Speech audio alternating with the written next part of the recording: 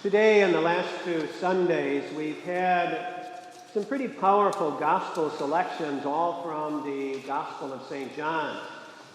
And a couple weeks ago, we got to eavesdrop on that dialogue between Jesus and the Samaritan woman at the well.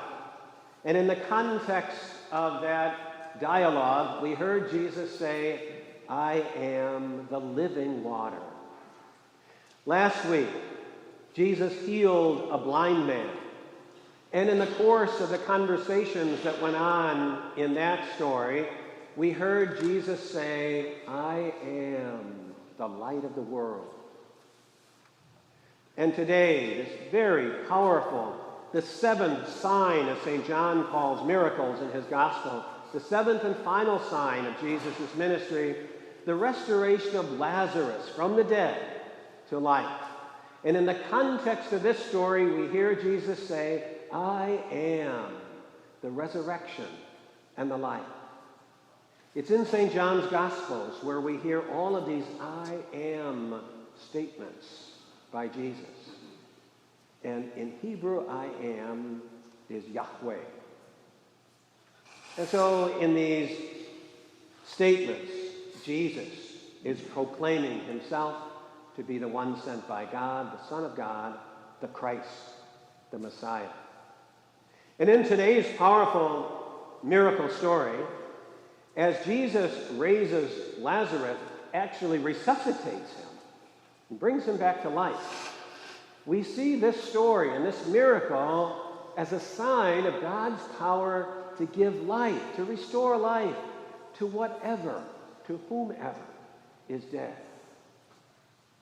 And we might even say that the raising of Lazarus is like a sacrament of God's power to restore life. We sometimes can feel so very lost when we consider the different ways we experience death. It can be our own actual physical death that could be imminent, or it could be the physical death of someone very near and dear to us. Or it could also be a different kind of death, a situation, a relationship that has somehow died, that has just gone away, that we have somehow ended up feeling lost. And those experiences of death are also bracketed today by the gospel, as God tells us that even in any and all of those experiences of death, there is the seed of something new, some kind of new life. What we usually refer to simply as resurrection.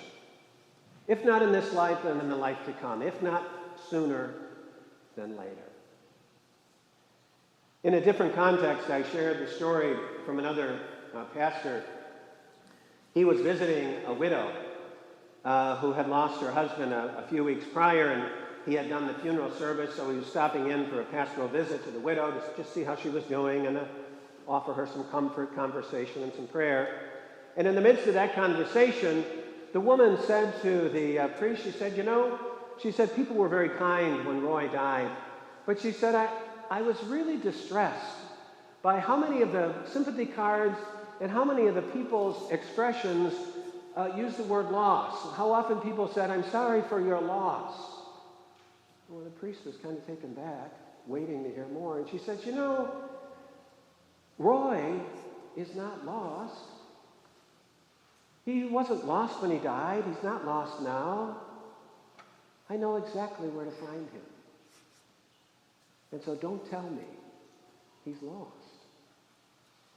It was interesting in that widow's very simple expression. She really was expressing our profound belief in life after death, life with God after death. And so for us who believe death and experiences related to death, especially losses, death and loss, those words are never the last word in our Christian life, according to our faith. Death is never the last word. death is never a dead end. Loss is never the last word.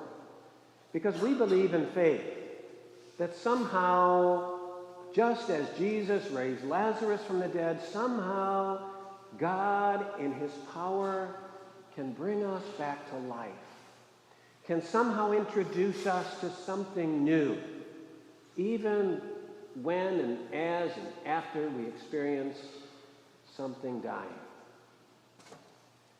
This is an important message for us as we get closer to the cross of Jesus on Good Friday. Because there for sure is the power of God, the power of love, the power of courage, the power of generosity on the cross, nailed. And though Jesus dies, that's the gateway to his resurrection. And so in faith, we ask God to renew us, to renew our spirits. If we're experiencing a kind of death now in our own personal lives, may we be patient in waiting for the promise of new life. May we support one another and encourage one another, and as we've been told so often, to help carry one another's crosses which do lead to new life.